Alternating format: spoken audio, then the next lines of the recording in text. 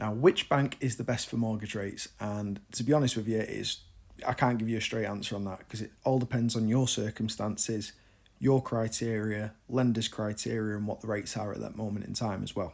So what I'm going to do is I'm going to actually show you. So I know that T also commented kind of what he would be looking at. He'd be looking like a 200 grand house with a 10 grand deposit. Now, if T wanted to look at a 200 grand house with a 10 grand deposit, he'd need a 190 grand loan, which means that he'd be looking at rates at 95% loan to value. That is really important. The best that you might be able to access is 4.69%.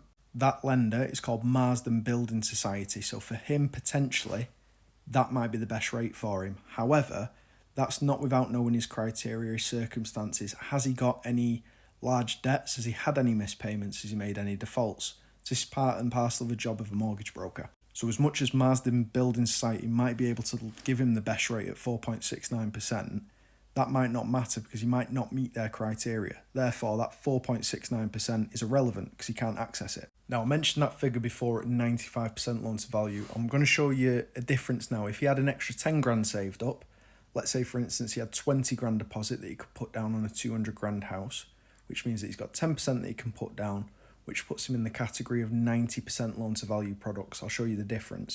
As you can see here, 200 grand, 180, 90% loan to value, not 95%. Before, it was 4.69% with Marsden.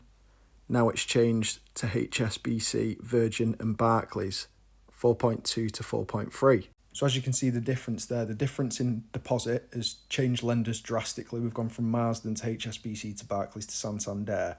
So it's important to have a conversation to find out who is the best for you and your circumstance. Because if you had a 5% deposit, Marsden might have been better, but if you've got a 10% deposit, HSBC might be better.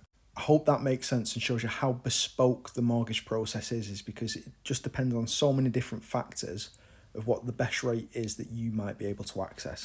So if you do need some help, you do need some advice, I'm a free of charge mortgage broker.